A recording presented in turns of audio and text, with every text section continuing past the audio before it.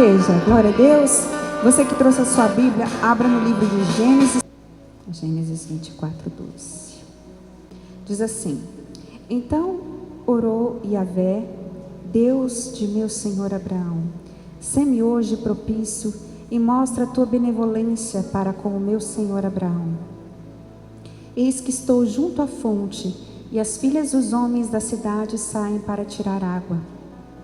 A jovem a quem eu solicitar, inclina o teu cântaro para que eu beba, e que responder, bebe, e também a teus camelos darei a beber. Essa será a que designaste para o teu servo Isaque, e assim entenderei que mostraste tua bênção para com o meu senhor. Próximo. Antes mesmo que ele terminasse de orar, surgiu Rebeca, filha de Betuel, filho de Milca, mulher de Naor, irmão de Abraão, trazendo no ombro o seu cântaro. Coloca a sua Bíblia no seu assento, mais um minutinho, e fecha os seus olhos aí. Senhor Deus e Pai, nesta noite nós queremos ouvir a tua palavra, que é lâmpada para os nossos pés e luz para o nosso caminho. Nesta noite, ó Deus, que eu diminua e que o Senhor cresça, e que a tua verdade se revele aos corações nesta noite. Que tudo aquilo que impede essa pessoa de receber e compreender a tua palavra seja dissipado em nome de Jesus. Que o entendimento se abra, que os ouvidos espirituais se abram para a tua palavra, para a tua verdade, para a tua vontade, Senhor. Que tudo aquilo que impede essa pessoa de compreender e receber a sua palavra seja dissipado em nome de Jesus. E que nesta noite a tua unção e a tua glória possa florescer nesse lugar. É o que nós te pedimos e te agradecemos em nome de Jesus. Toda a igreja diga amém. Amém. Glória a Deus. Pode se sentar. Amém.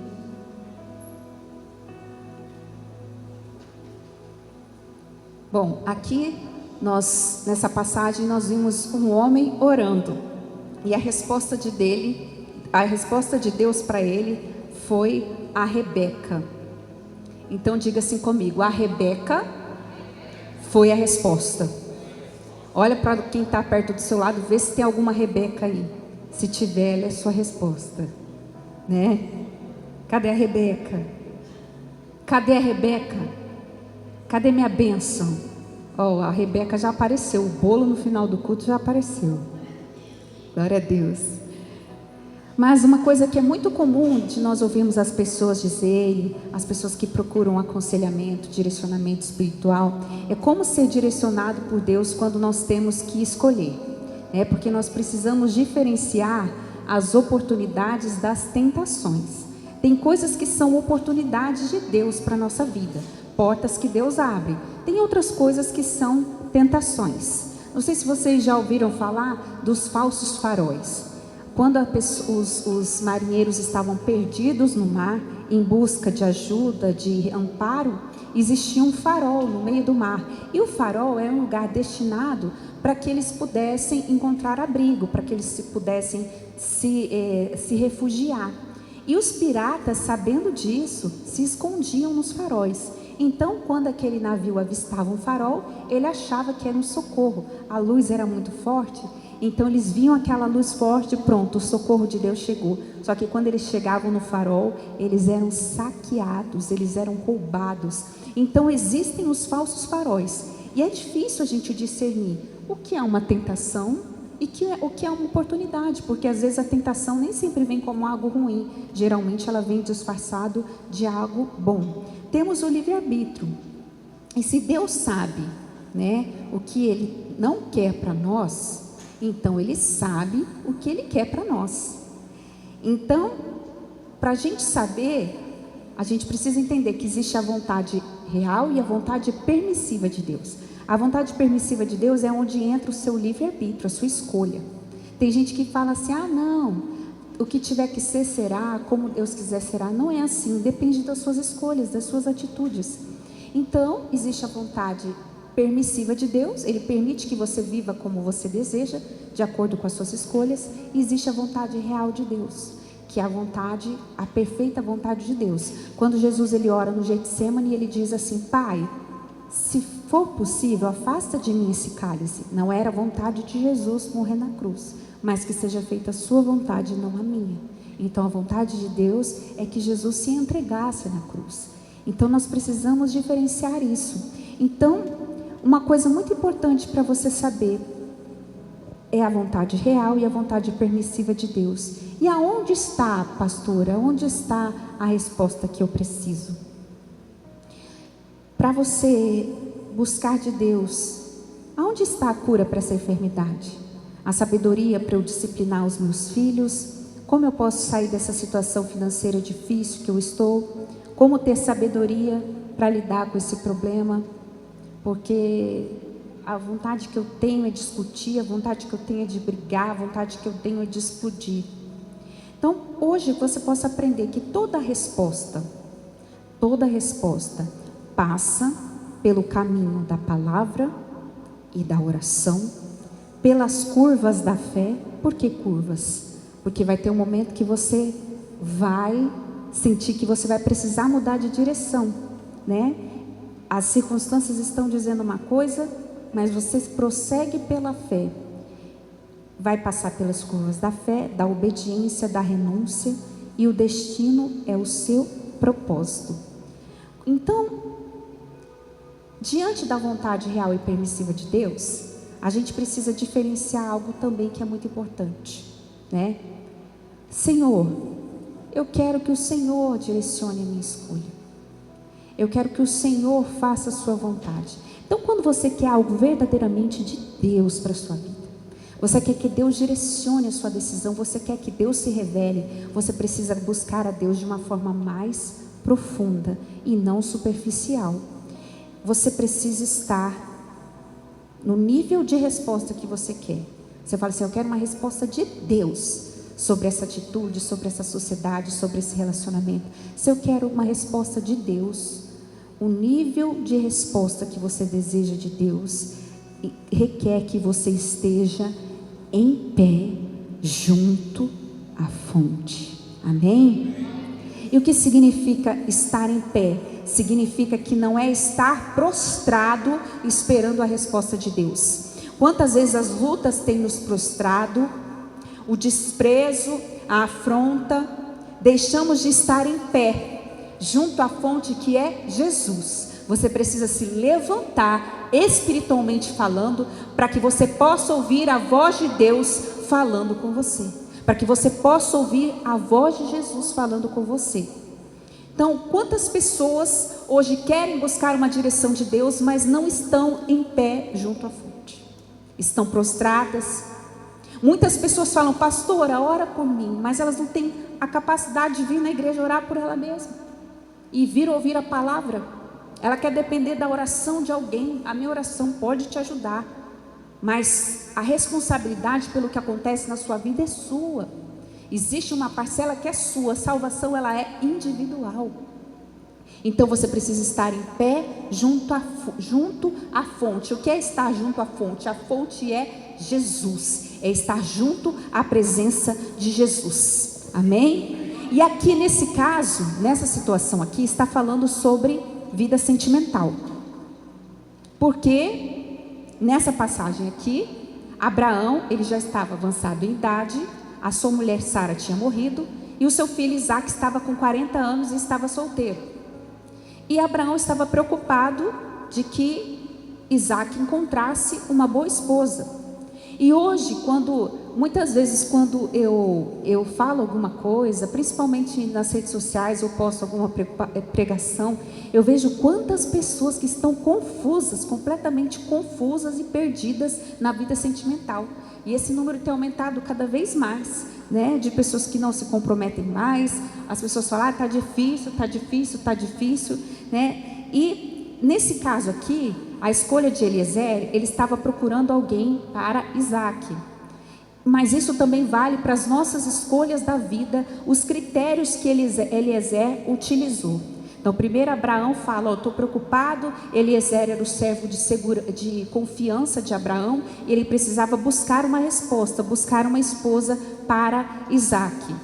Então a gente vê muitas pessoas perdidas. E por que é tão importante se falar sobre vida sentimental? Por que é tão importante se pregar sobre isso, se ensinar sobre isso? Porque se você casar errado, você pode condenar o seu ministério para sempre. Isso serve para os nossos filhos, para os jovens, para todos, né? Então, se as famílias dessa geração que está vindo se frustrarem na vida sentimental, fizerem más escolhas, o que vai ser da família? O que vai ser da igreja? Então nós precisamos estar direcionados na palavra, porque a família é a base. E quando você escolhe uma pessoa, é com ela que você vai passar a maior parte da sua vida. Os seus filhos, eles vão construir a vida deles. E se você casar mal, a chance do sua vida espiritual andar mal é muito grande. Então, por isso a gente vê tantas pessoas perdidas e o inimigo atacando tanto essa área da vida dos jovens, para que eles não construam uma família. E é isso é um ataque direto à igreja, à construção do Senhor. Muitas pessoas pensam que Deus não tem propósito na vida sentimental, mas elas não consideram a direção de Deus nas suas escolhas. E isso fica bem claro. Então Isaac, com 40 anos, ainda não havia se casado. Aí Abraão, o pai de Isaac, pede ao seu servo Eliezer que encontre uma noiva no meio do seu povo. Ou seja, ele considera o critério espiritual. Olha que coisa importante, escolha uma pessoa da mesma fé. Essa foi a recomendação de Abraão, o jugo desigual que a Bíblia fala. Então, será que o ambiente que você busca, que você frequenta, com quem você se relaciona, combina com a sua oração? Porque Abraão fala assim, vai lá buscar no meio do meu povo, anda no meio do meu povo. Será que o ambiente que você anda combina com a sua oração? Eu estou buscando um homem de Deus, aonde? No bar da cachaça? É muito difícil ele estar lá. Então será que combina com a minha oração? O ambiente, os lugares que eu tenho buscado? Será que combina? Então Abraão diz assim para Eliezer: não se preocupe, Eliezer. Ele libera uma palavra para Eliezer: o Senhor Deus do céu enviará um anjo adiante de ti, aleluia, para que escolha uma mulher para o meu filho. Ou seja, Deus interfere sim na vida sentimental. E ele diz: Deus vai mandar um anjo na sua frente para você não se perder. Assim ele coloca, então coloque Deus na sua escolha, coloque Deus na sua decisão, amém? Deus coloca um anjo à frente para direcionar Eliezer. Ele não está sozinho, então ele se coloca em pé junto à fonte. Ele vai para o lugar que Abraão manda, um anjo direciona ele e ele vai junto à fonte. E é em pé, buscando ao Senhor, junto à fonte, que a resposta virá. Não é prostrado, não é caído no pecado, no vício, na fornicação, que a resposta vai vir. A resposta vai vir quando você estiver em pé, espiritualmente, na presença do Senhor. É isso que ele está direcionando aqui. Então Eliezer viajou de Canaã para a Mesopotâmia, aproximadamente 1.400 quilômetros, pedindo um sinal claro para Deus. As coisas de Deus são claras.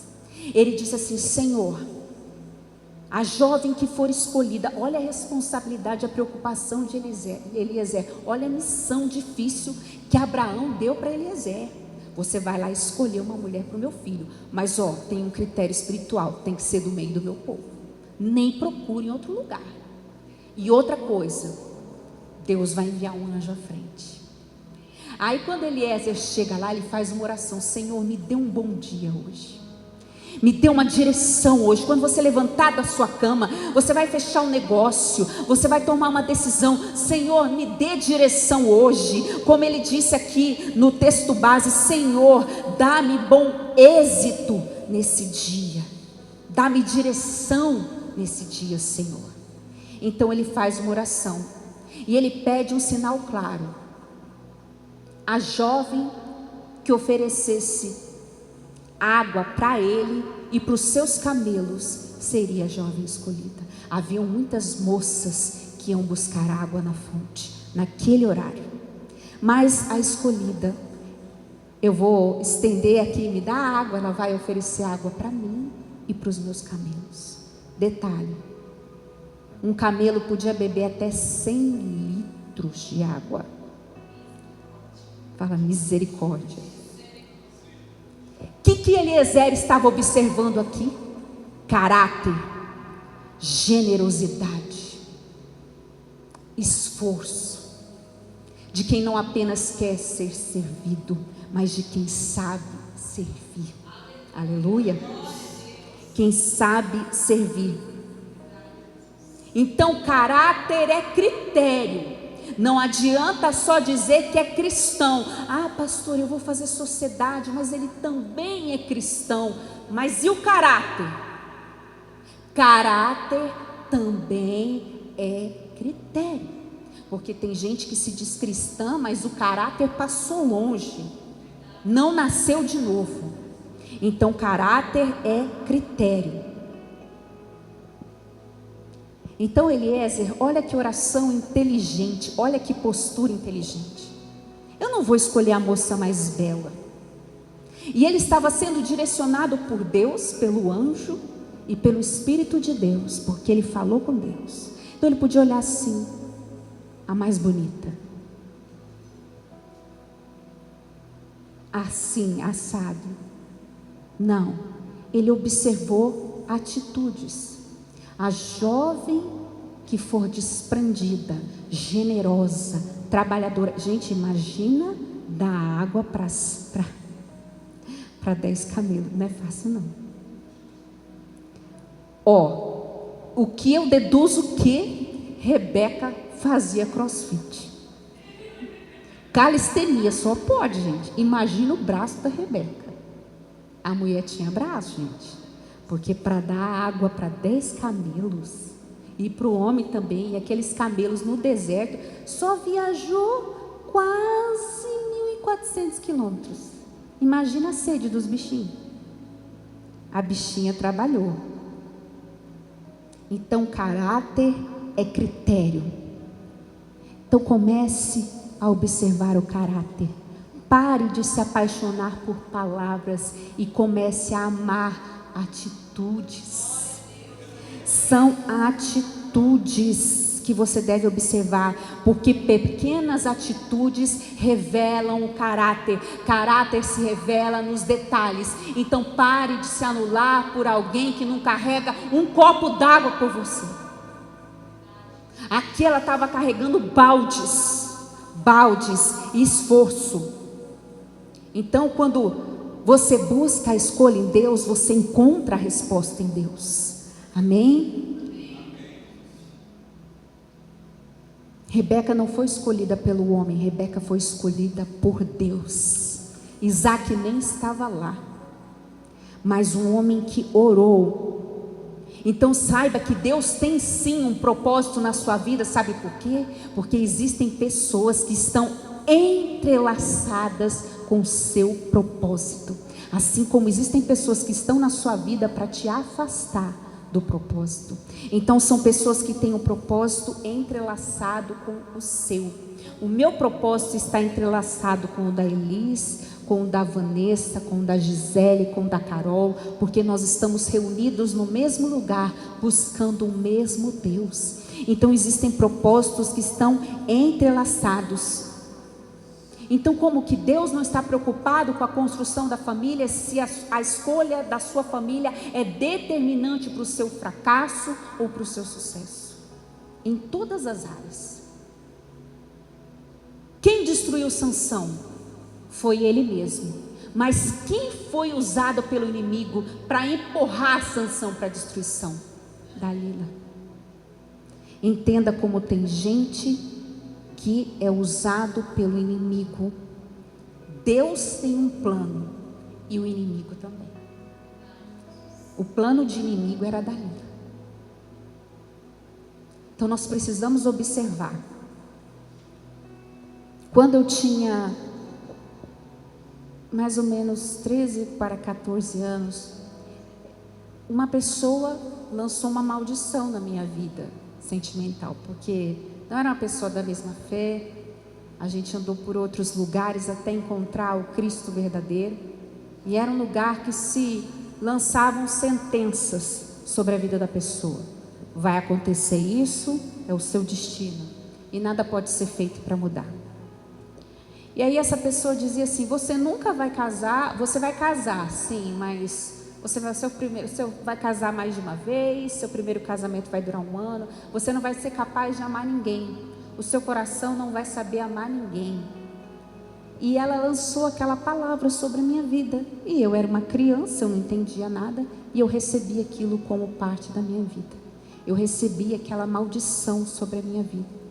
E eu percebi, depois que eu entrei na adolescência, na juventude, que eu não conseguia gostar. Quando eu tinha um pretendente e ele me tratava bem, eu ficava com ódio. Eu ficava com raiva de ser bem tratado. Eu gostava daquele que era ruim. Mas por quê? Aí um dia eu falei: mãe, eu acho que tem alguma coisa errada comigo, não é possível. Porque eu não sei como as pessoas conseguem gostar uma das outras. E aí eu comecei a voltar ao passado e as palavras que eu tinha ouvido na minha vida. Então, se Deus não interferisse na minha história, o que seria de mim? O que seria da minha vida? Se Deus, quando Ele me chamou, não me cercasse de todas as formas para proteger o meu ministério e para proteger a minha vida sentimental. E foi a primeira coisa que Deus mexeu quando Deus me chamou. Vamos arrumar essa bagunça aqui.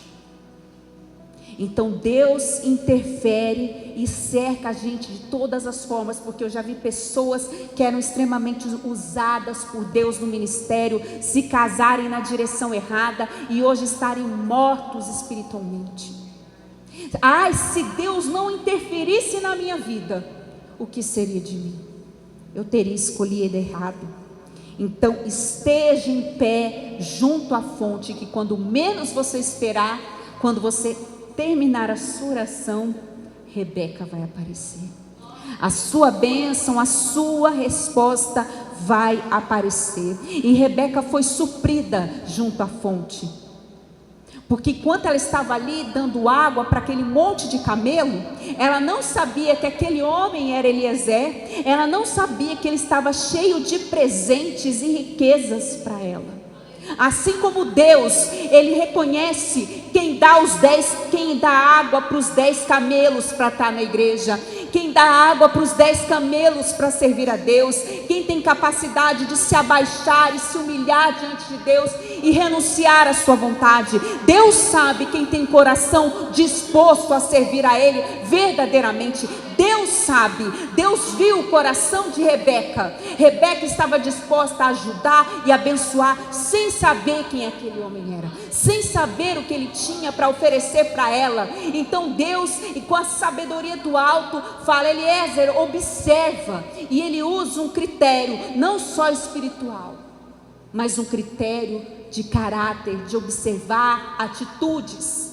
E se você começar a observar isso, quando você for decidir, você não vai se frustrar tantas vezes mais.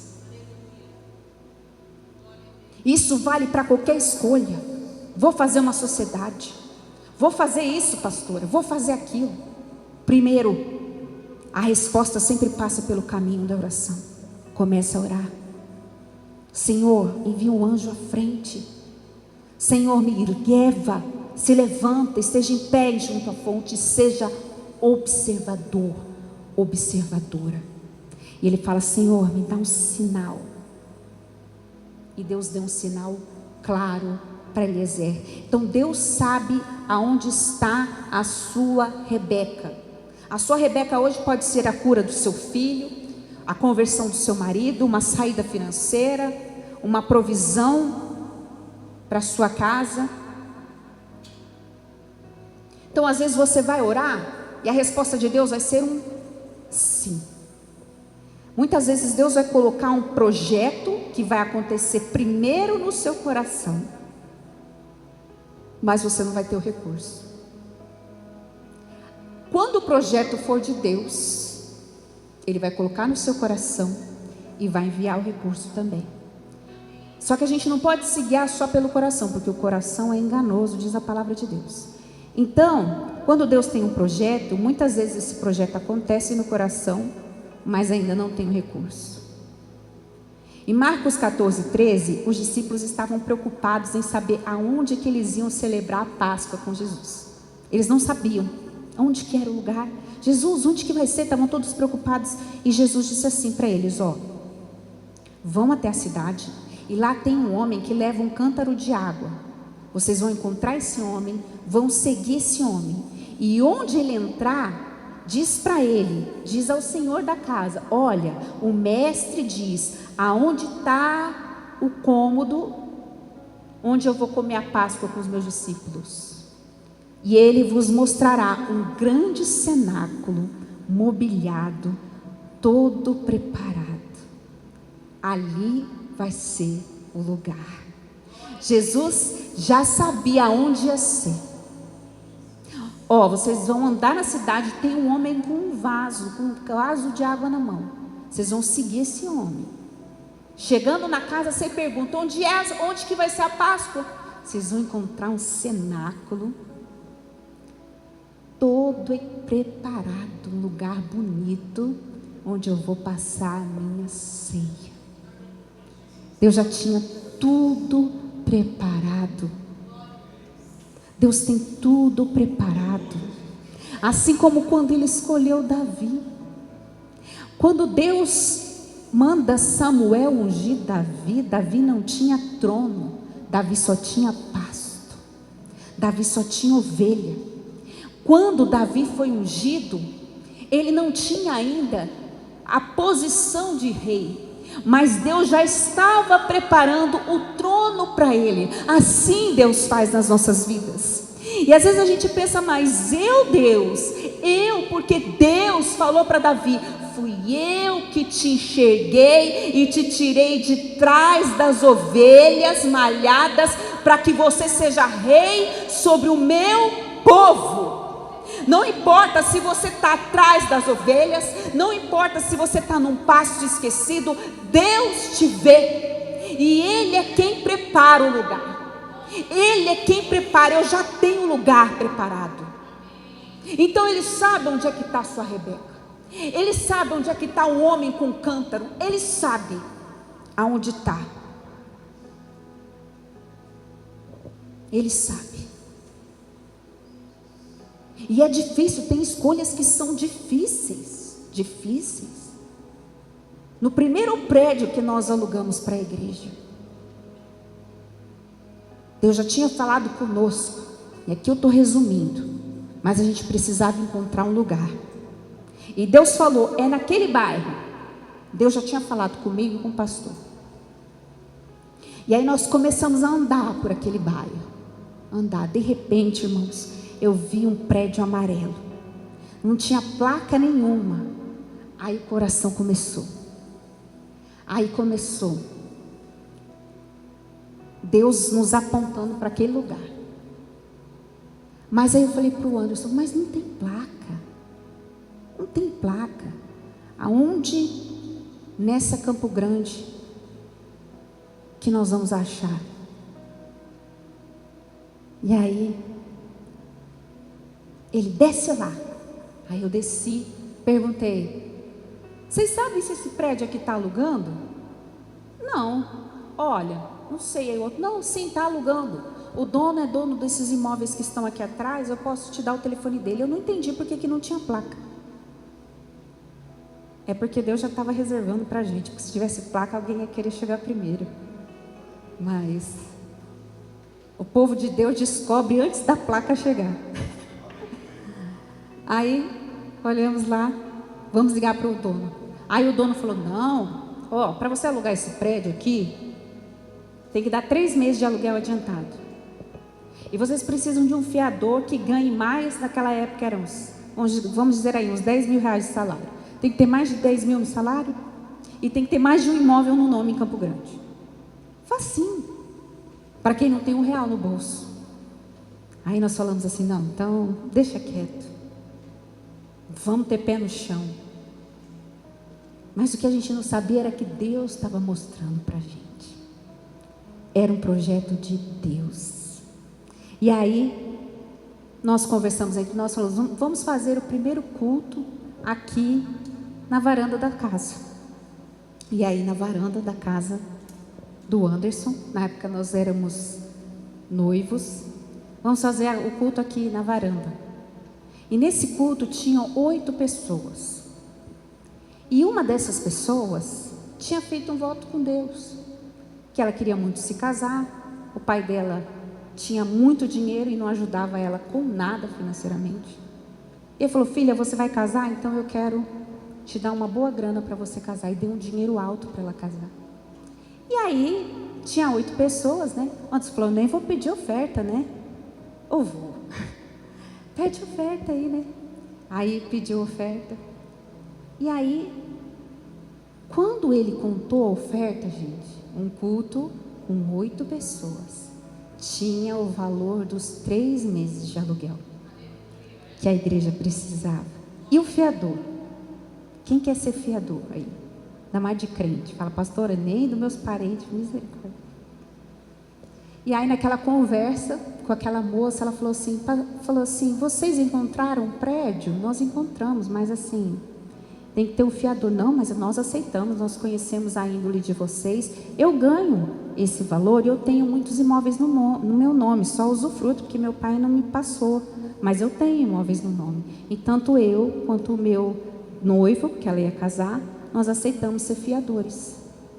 E aí Deus, naquele culto, com 8 pessoas, nos trouxe a resposta. De onde a gente menos espera, diante de Deus, a gente viu um prédio numa semana, na outra semana nós estávamos no prédio, ali só com um ventilador, só com uma caixinha de som, com cadeiras alugadas, e ali começou a nossa história, vivendo a provisão de Deus, e ali foi a maior base da igreja, das pessoas que estão aqui hoje, começaram ali foi a base, foi o alicerce da nossa igreja, um lugar escondido por Deus, um lugar escolhido por Deus, uma casa amarela. Aonde está essa casa? Aonde está esse lugar? Então quando Deus mostra, Ele mostra e Ele respalda. Ele respalda. Assim como Ele sabe onde está a saída para o que você precisa. Assim como um dia um homem chega para Eliseu em 2 Reis 4:42, e Eliseu ordenou aos seus servos, tinham apenas 20 pães. 20 pães não dá para todo mundo comer. Como é que eu vou oferecer 20 pães para 100 pessoas? Eliseu falou assim: ofereça, porque eles vão comer e ainda vai sobrar. Assim que Deus faz. Assim que Deus faz, porque Ele multiplica. Ofereça a Deus a sua vida e entrega, porque Ele multiplica as suas forças, Ele te capacita, Ele te restaura, Ele te renova. Amém? Eliezer podia escolher a mulher errada. Ele poderia escolher uma moça sem direção de Deus, assim como você pode muitas vezes fazer uma sociedade sem direção de Deus, fazer uma escolha para a sua vida profissional sem direção de Deus, e você vai se frustrar, porque quando o projeto é de Deus, Ele respalda. Deus é muito claro, muito claro. Deus não é Deus de confusão. Então Ele respalda aquilo que Ele entrega. Não, Deus colocou no meu coração. Não, você sabe se realmente foi Deus? Então a gente precisa buscar realmente a direção, porque muitas vezes a resposta de Deus pode ser: renuncie esse projeto. Às vezes a resposta de Deus vai ser assim para você: não, esse projeto não. Não é nenhuma dessas moças. Mas eu queria essa, mas eu queria isso. E obedecer é doloroso. Então ore para Deus te mostrar, para você tomar a decisão certa. Amém? Porque às vezes o que a gente acha que é bênção pode estar travando a nossa vida. Existia um mendigo que ficava à porta do templo, A porta formosa em Atos 3, 2, uma porta toda dourada, e ele ficava ali mendigando esmolas na porta formosa. E às vezes a gente está falando, Deus me dá esmolas, e Deus está falando, renuncia às esmolas. Deus está fazendo a esmola faltar. Então pare de se lamentar pelas esmolas que você não recebeu, sabe por quê? Porque ele ficava ali à porta do templo, a porta formosa, mendigando esmolas. E às vezes a gente está aqui orando para Deus nos dar esmola. Abençoa esse dia, Senhor, para que eu receba muitas esmolas. O projeto daquele homem era receber esmolas, mas o projeto de Deus era usar os seus discípulos na vida daquele homem para dizer para ele: não tenho ouro nem prata, mas o que eu tenho te dou. Levanta e anda. Meu projeto não é esmola, não. O meu projeto é que você ande, porque se Deus te dá esmola, isso não te tira da condição de mendigo.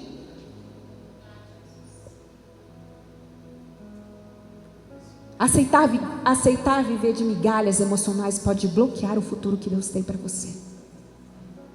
E às vezes tem gente que vive assim. Talvez você colocou sua expectativa na esmola de afeto. Talvez você colocou a sua expectativa no lugar errado. Então Deus corta a sua expectativa para que você saiba que Ele não te fez para ser mendigo emocional. Ele te fez para levantar e andar, para mudar a sua vida para sempre. É uma bela empresa, mas está destruindo a sua família. É um belo pretendente, mas está destruindo a sua família. É um belo dinheiro, mas esse dinheiro está te afastando de Deus. Você sabe que é pecado? Então não vale a pena. Você vai viver como um mendigo.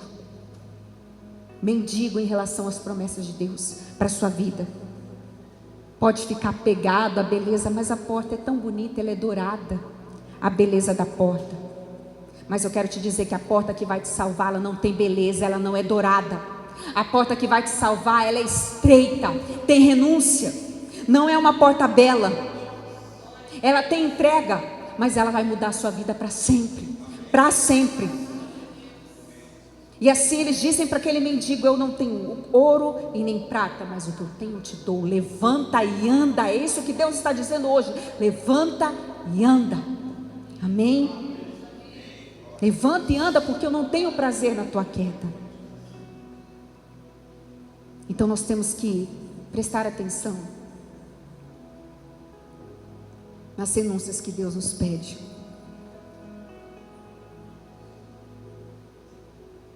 Porque muitas vezes as tentações vão querer dizer para você: não, não renuncie a esse projeto. Não renuncie. A Bíblia fala de um profeta chamado Balaão.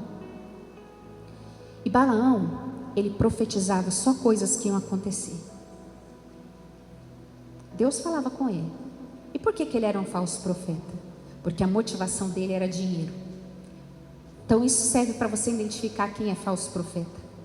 Ele acertava as profecias, mas a motivação dele era errada. Então Balaão é descrito na Bíblia como um homem que de alguma forma, que não é explicada, ele ouvia Deus e era motivado por dinheiro. Mesmo ele sendo de outra nação, os midianitas e moabitas, eles estavam temerosos por causa dos filhos de Israel. E enviaram representantes para falar com Balaão. A Balaão era uma autoridade. Ele estava sendo contratado para amaldiçoar os filhos de Israel. E aí Deus deixa claro para Balaão: Balaão, não irás com eles, nem amaldiçoarás a este povo, porquanto bendito é. Aí Balaão, em um primeiro momento, ele obedeceu a Deus. No primeiro momento, ele obedeceu o Senhor. Mas o que aconteceu? Deus fala assim para ele, ó, ele não era um profeta de Deus. Aí Deus fala assim com ele: ó, você não vai. Você não vai com eles e você não vai amaldiçoar meu povo. Balaão, em primeiro momento, obedeceu. Mas aí Balaque não se convence.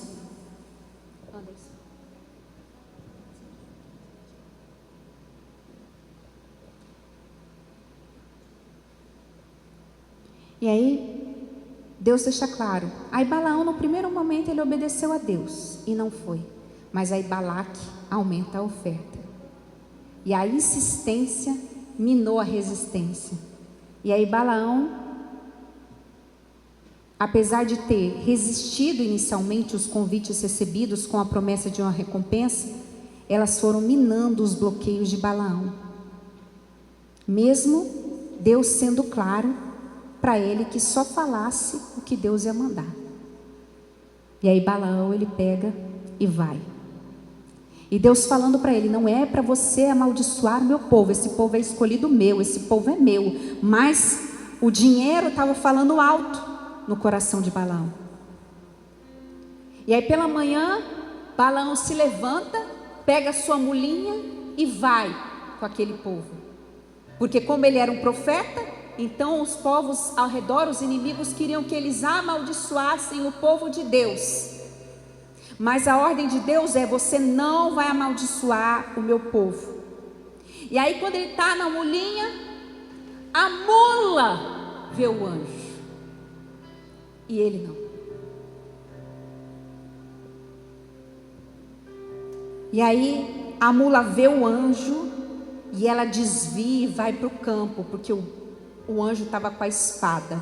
E depois o anjo se coloca no meio da vinha, com muros aos lados. Aí a mula esmaga o pé de Balaão. E depois o anjo se coloca num caminho estreito. Aí não tinha como a mula desviar. Aí o que Balaão faz? Ele bate na mula.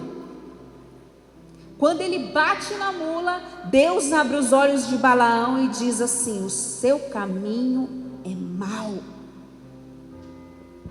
Olha para o seu irmão assim, diz assim para ele: cuidado, porque um dia a mula cansa de apanhar. Irmãos, às vezes Deus tem que usar a mula para falar com você, para você parar de ser teimoso, desobediente. Uma hora a mula cansa. Uma hora a mula vai falar: eu me demito, Senhor. Porque até a mula está enxergando e você não, irmão.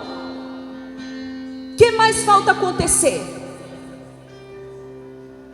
Chegou a hora da gente abrir os olhos espirituais. Se você quer algo de Deus, você tem que ir para o nível espiritual. Você tem que sair do nível carnal, do nível superficial, do nível crente, cristão só de fachada. Tem que ir no profundo, porque até a mula enxerga. Abrir os olhos espirituais para você enxergar o que está diante dos seus olhos. Ela está no campo, a mula vem para cá, o anjo com a espada. Ai não, agora eu vou para o meio da vinha. A mula vai para o meio da vinha. Daqui a pouco o anjo para. Agora é estreito, agora não tem jeito. A mula pisa no pé. E quantas mulas tem pisado aí no seu pé para você melhorar? E aí Deus abre os olhos dele. A mula está enxergando. Se você passasse daqui, um anjo ia passar a espada em você. Muitas vezes Deus coloca um obstáculo para que você volte para o caminho dele, para te mostrar que o que ele tem preparado para a sua vida é muito melhor, muito melhor. E assim como a flecha, Deus te puxa para trás para te levar mais longe. É assim que Deus faz. É para alcançar propósitos grandiosos que ele tem para você. Por que insistimos em permanecer onde o propósito de Deus não cabe? Muitas portas se fecham, planos dão errado, amizades se afastam de nós. É Deus sinalizando, te protegendo, te abrindo os olhos, para revelar o engano que está dentro do seu coração. E é essa insistência no erro que está minando a nossa resistência, que está te enfraquecendo. Deus usou uma jumenta para frear o caminho de Balaão, teimoso. Talvez você pensou: agora que eu ia avançar. Deus colocou um freio, porque lá na frente tinha um abismo que você não estava enxergando.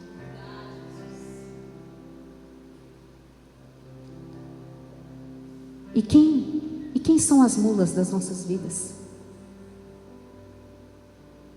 que falam a verdade de Deus para a gente, que a gente maltrata e despreza e faz pouco caso. Quem são as mulas da sua vida? Quem são? Talvez por causa delas que você ainda não morreu espiritualmente. Então pare de insistir em permanecer onde o propósito de Deus não cabe. O anjo do Senhor repreendeu a Balaão e não permitiu ele continuar. E aí Balaão, ele muda de lugar. Ele vai, o Senhor permite que ele vá até certo lugar com aquele povo. Mas mudar de lugar não muda o que Deus disse. E aí, ali em Kiriate Uzote, a palavra de Deus fala: como amaldiçoarei a quem Deus não amaldiçoa?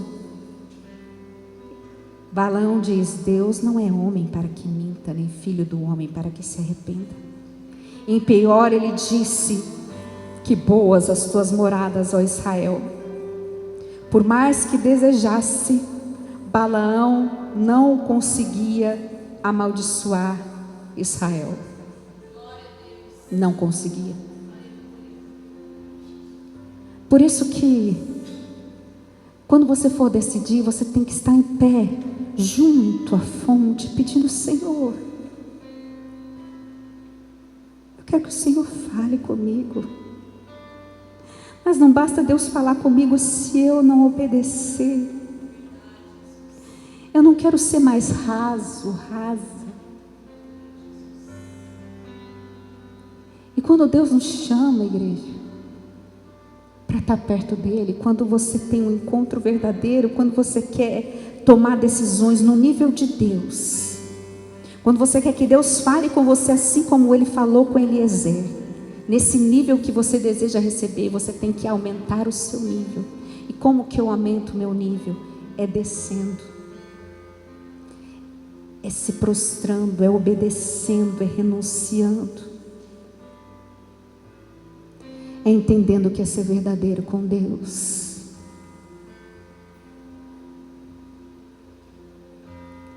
Teu fogo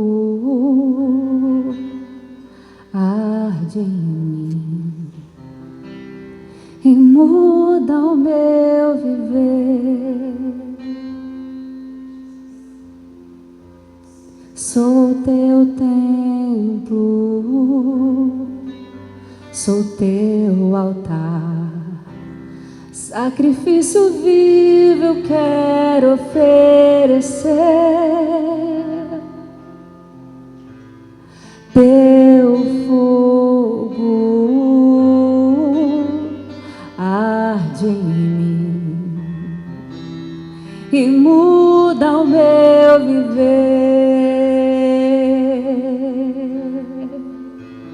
Sou teu templo,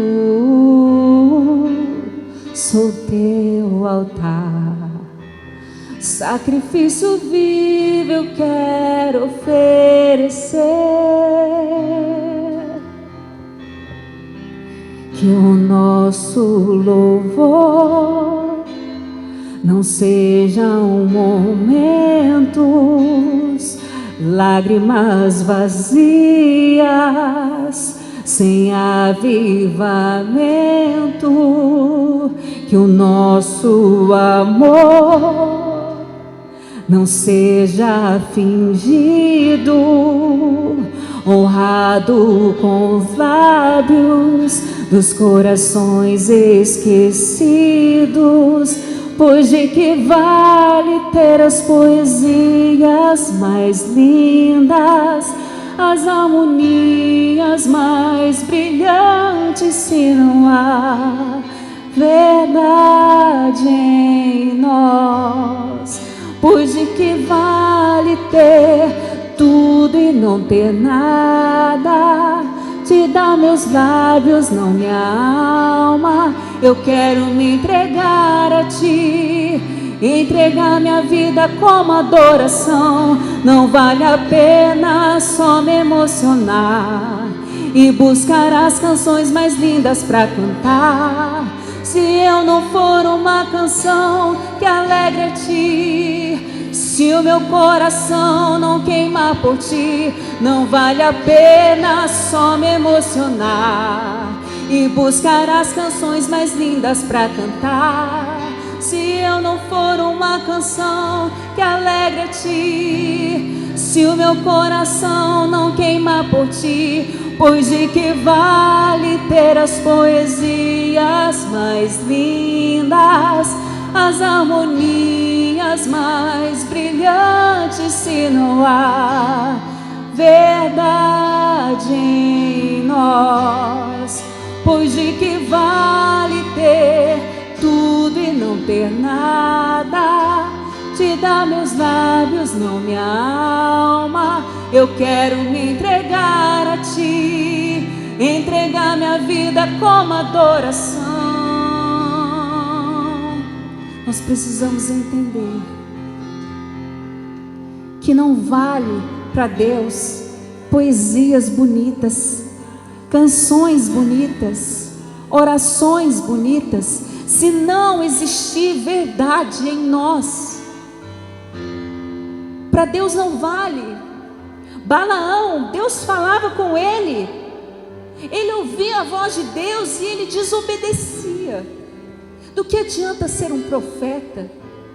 Do que adianta saber e acertar as profecias se não existe verdade nele? Do que adianta os nossos dons se não há verdade em nós? Porque aí, choro sem mudança é emoção. E emoção você chora ouvindo uma música do mundo. Emoção não gera transformação. Fé não é emoção, fé não é sentimento, fé é decisão. Balaão estava seduzido por presentes. Mas sabe o que acontece muitas vezes, igreja? É que nós somos surdos espiritualmente. Nós não conseguimos ouvir a voz de Deus. Nós decidimos pelos presentes, nós decidimos pelas riquezas, nós decidimos para onde a maré aponta. Se Deus falou que eu vou prosperar aqui, é aqui, pronto, toma posse da palavra. Toma posse. Acalma o seu coração em Deus, aquieta a sua alma em Deus. Essa inquietação é que está minando a sua resistência. Nós somos testados. E a fé não é ver para depois obedecer. A fé é obedecer para depois ver. É estar em pé junto à fonte. Junto à fonte. Quando ele termina de orar, Rebeca já está ali do lado. E às vezes você está pedindo algo que já está aí do seu lado. E você não está enxergando. Porque muitas vezes nós somos surdos. Às vezes, a resposta de Deus não vai ser aquela que nos agrada. A palavra de Deus diz que havia um homem, que ele era, em Marcos 7,31, surdo e mal podia falar. Aí Jesus separa ele num lugar reservado. E a gente precisa ter tempo a sós com Deus, sozinho com Deus. Ele leva Jesus o leva para um lugar de intimidade. Ele era surdo e mudo. Jesus toca os ouvidos do homem. Depois Jesus pega saliva e toca na língua do homem. Jesus pega da sua presença, do seu toque no ouvido. Essa palavra, ela está tocando os teus ouvidos, amém? Essa presença está tocando a sua boca, amém? Só que enquanto Jesus tocou com a saliva e tocou nos ouvidos, ainda aquele homem continuava surdo e mudo. Até que Jesus olha para o céu e suspira e diz: Efatá, que significa abra-te, ó céu. Abra-te. Esse suspiro de Jesus estava abrindo no mundo espiritual os ouvidos daquele surdo para o som que vem do céu. Não é o céu que está fechado, são os seus ouvidos. Mas hoje Jesus quer dizer: Efatá, abra-te ouvido espiritual, olha para o céu, comece a enxergar as coisas do alto que você ainda não enxerga.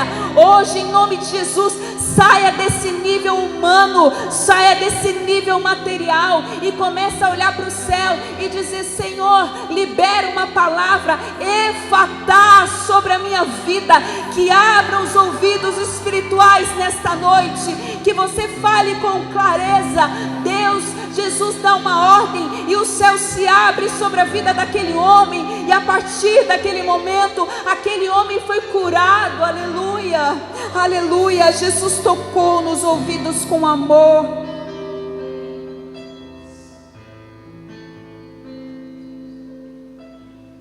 Jesus estava abrindo o céu. O céu é que estava fechado. Mas Jesus quer tocar os seus ouvidos. Deus quer trazer um louvor de confiança dentro de você e dizer: abra-te para a alegria, abra-te para o novo, abra-te para receber a cor, o brilho de Deus na sua vida. Efatá, Senhor, abra os céus.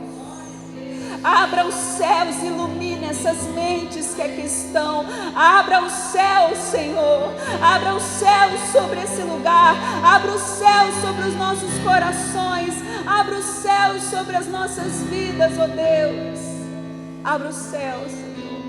Efatá. Abra-te. Abra-te, céu, para que o surdo escute e aplique. E aplicando ele fale: Senhor, quando o Senhor diz Efatá, você passa a entender o mundo espiritual. Você passa a enxergar quem verdadeiramente te ama. Você começa a entender o plano de amor de Deus para a sua vida. Você deixa de ser teimoso e desobediente e começa a enxergar o amor de Deus, as coisas do céu, as coisas do alto.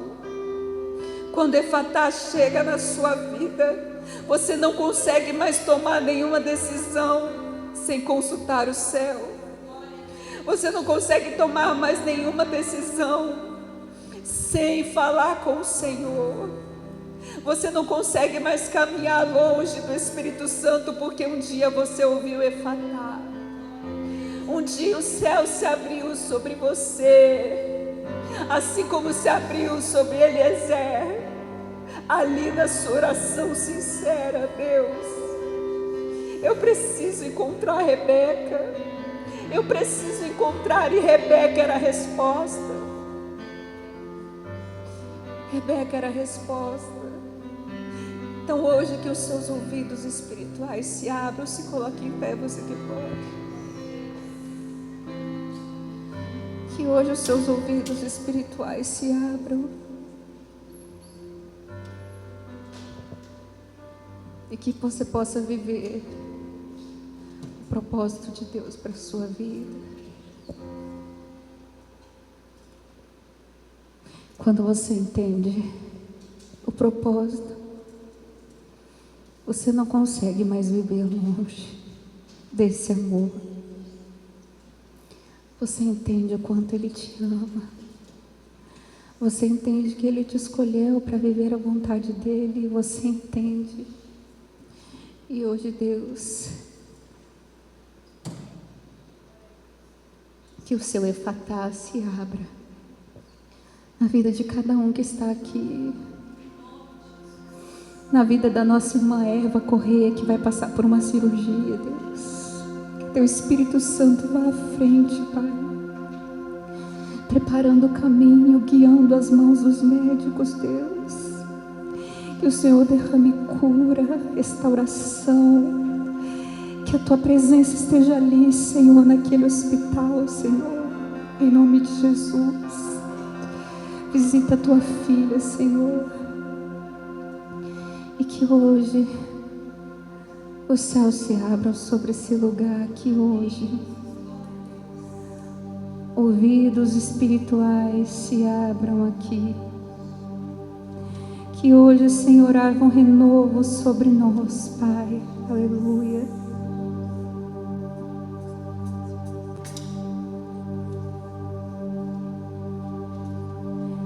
Hoje Deus quer trazer um renovo sobre nós. Tem uma canção que diz que se abram os céus. Diga assim comigo, que se abram os céus. Efatá, que se abram os meus ouvidos espirituais. Efatá, que se abra o meu coração para a tua vontade. Efatá, que se abra o meu entendimento para a tua vontade. Efatá, que se abra o céu sobre a minha saúde, sobre a minha família, sobre a minha casa, sobre os meus sonhos, sobre os meus projetos. Que hoje o Senhor libere uma palavra sobre a minha vida, e eu recebo em nome de Jesus. Eu não sei qual é o efatá que você precisa hoje, mas eu quero que você pense essa área da sua vida que você precisa que o céu se rasgue, que Ele venha, que Ele se manifeste, que você precisa de um milagre do Senhor. Eu quero que você pense nessa área agora e fala: Senhor, toque em mim, Jesus. Eu não quero ser a mesma, eu não quero ser igual. Aleluia.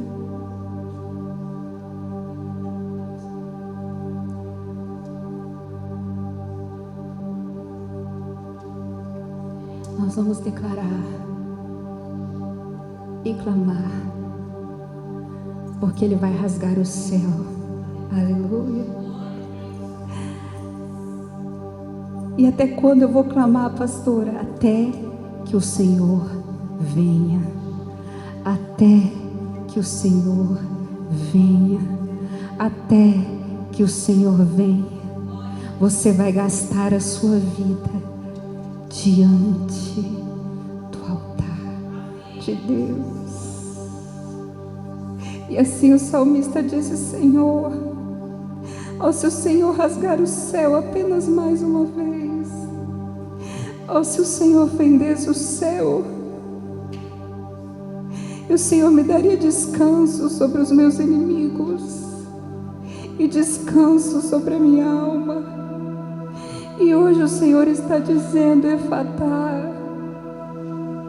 E Ele vai rasgar o céu nessa noite sobre esse lugar. Aleluia. Aleluia, aleluia. Essa canção é um salmo onde o salmista deseja ver o céu se abrindo. Ele deseja ver a manifestação de Deus. E hoje Ele está tocando em você. Oh Deus, e nós queremos devolver a Ti o louvor. Oh Deus, oh, se você rasgar o céu apenas mais uma vez,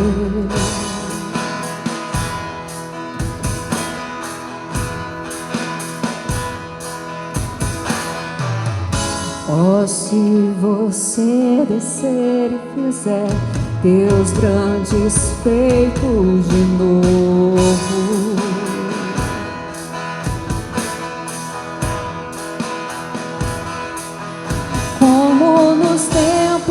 pecados. Mostra teu braço forte, ó grande rei.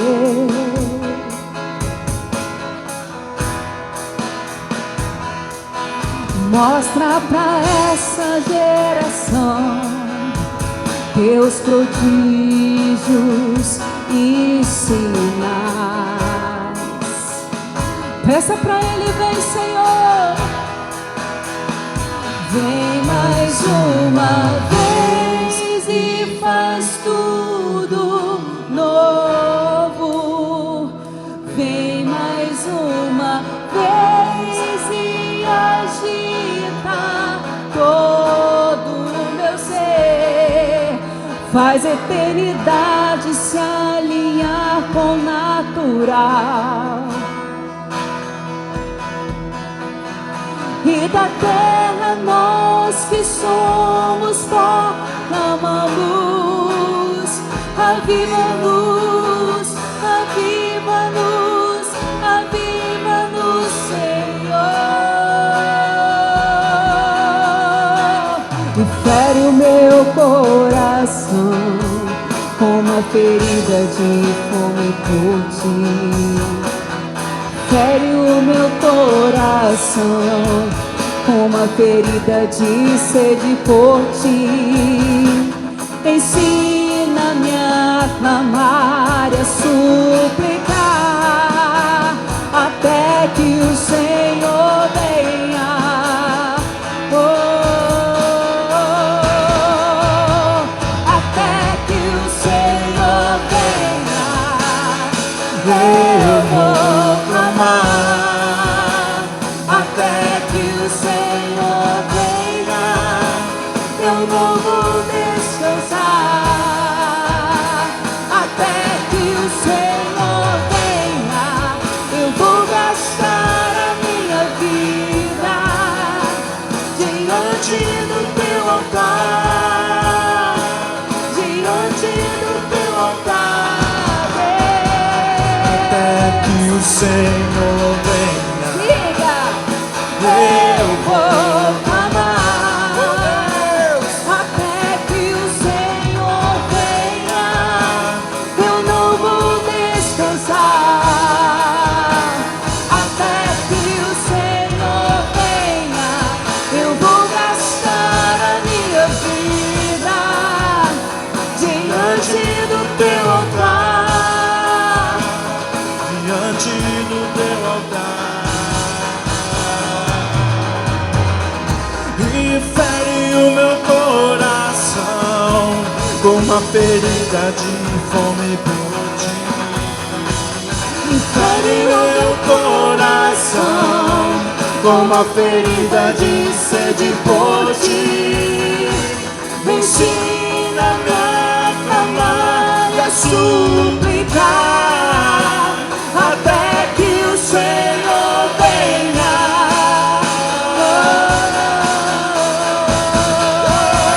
até que o Senhor venha.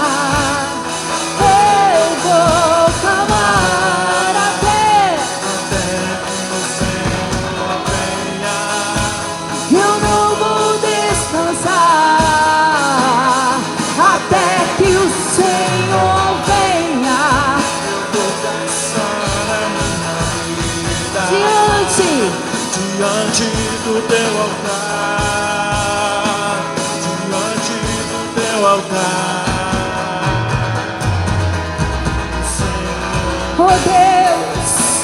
Oh Deus, essa é a nossa oração nessa noite. Oh, aleluia, aleluia, aleluia, aleluia. Eu não vou descansar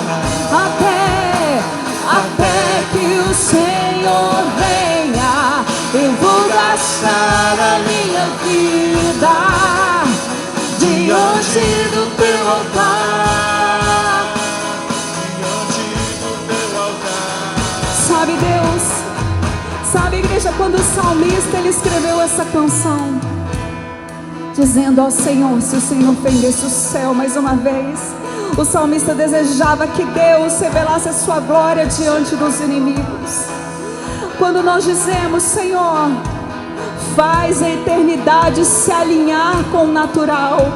Quando Jesus diz Efatá, o céu se alinhou com o natural, e aquele homem passou a ouvir, e aquele homem passou a ouvir e a falar. Assim Deus está fazendo nesta noite na sua vida. Por isso que nós clamamos a Ele: oh Deus, oh Deus, oh Deus, oh Deus, faz a eternidade se alinhar com o natural. Deus, faz, Senhor. Oh, que o Senhor venha quebrando as cadeias dos corações nesta noite, Jesus. É para Ti, é por Ti que vivemos, Deus. Fere o meu coração, Senhor, assim como o Senhor feriu Balaão, para que ele não fosse para o caminho errado. Fere o meu coração de fome, de sede pela Tua presença, Deus. Que o meu coração só se preencha na Tua presença. Diga para Ele: fere meu coração. E fere o meu coração com uma ferida de fome por Ti. Fere meu coração com uma ferida de sede por Ti. Me ensina-me a clamar e a suplicar até que o Senhor venha.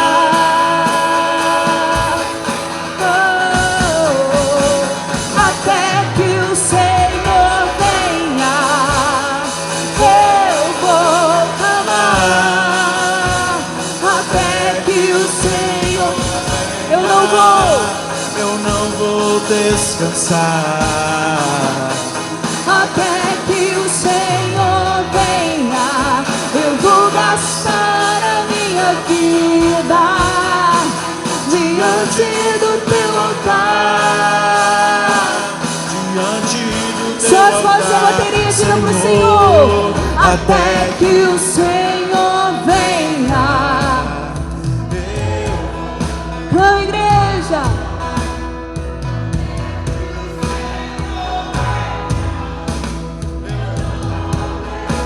Até Efatá. Diga onde? Diante do Teu altar, Deus. Diante do Teu altar, Senhor, até que o Senhor venha. Eu vou clamar até que o Senhor venha. Eu não vou descansar até que o Senhor venha. Eu vou gastar a minha vida diante do Teu altar, diante do Teu altar. Efatá sobre nós nessa noite. Efatá sobre nós nessa noite, Deus. Aleluia, aleluia, aleluia. Glória a Deus.